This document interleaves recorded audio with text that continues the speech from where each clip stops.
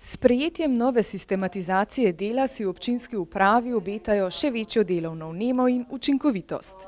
Namreč v javni upravi je število mest, pa število strokovnih nazivov in plače so zelo omejene. Imaš pač nek nabor kadrov, iz katerih moraš potegniti maksimum za sodelovanjem, tako da ta proces je bil namenjen predvsem temu, da poiščemo za vsako delovno mesto sodelavca, ki je za to mesto najbolj usposobljen in tudi najbolj motiviran.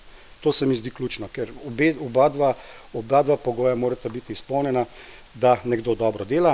Potrebe na občini se spreminjajo, nekaj časa imamo več dela na kohezijskih sredstvih, evropskih sredstvih, nekaj časa na projektih infrastrukture, zato je treba te zadeve stalno menjati. Tako da smo 4 mesece aktivno iskali, preverjali, kje lahko še izboljšamo, na katerem delovnem mestu lahko postavimo ljudi, ki so za to še bolj kompetentni in motivirani.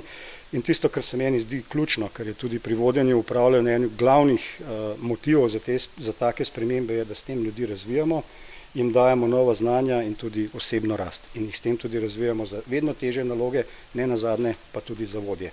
Ravno v teh dneh poteka Evropski teden mobilnosti, ki spodbuja mesta k učinkovitemu javnemu prevozu in dobri kolesarski infrastrukturi, ki jo Kranjčani še čakajo. Izposoja koles bo zaživela, je pa tisto tipično, kar naša zakonodaja omogoča. Torej imeli smo 2 ponudnika, izjemno konkurenčna. Enega smo izbrali in drugi se je pritožil. Zdaj je to na Državni revizijski komisiji, ki pa nima roka, do kdaj mora odločiti. Lahko je 3 tedne, lahko je 3 mesece. Takoj, ko bo Državna revizijska komisija odločila, gremo lahko v izvedbo. Jaz še vedno računam, da bo letos zadeva postavljena.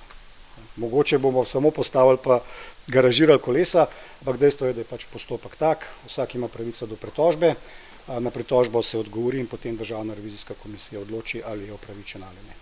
Po nedavni postavitvi stacionarnega radarja na cesti Staneta Žagarja v Kranju pa smo že priča novemu vandalizmu, saj so tovrstni varnostni ukrepi v prometu za nekatere občane velik kamen spotike.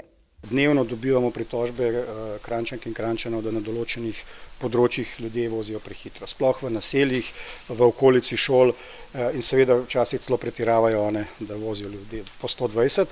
Tako da iz naslova prometne varnosti je treba na tem področju ukrepati. Po drugi strani so pa seveda vedno percepcija, da občina ali država dela to samo za polnjenje proračuna. Tako da smo se tega lotili zelo, zelo počasi, postopoma, da najprej merimo statistično, da ugotovimo, katere so res te točke, potem bomo tja postavili radarje in potem bomo ljudi najprej obveščali. Ne vem točno koliko časa, ali bo to 3 mesece ali 6 mesecev, ampak toliko časa jih bomo obveščali, da na koncu, če bomo uvedli globe, nihče ne bo mogel reči, da ni bil opozorjen in da ne ve, da je tam radar. Verjetno že oguljena fraza, vendar še vedno veljavna, da se previdno in počasi daleč pride. Pa tudi debelina denarnice bo tako ostala nespremenjena.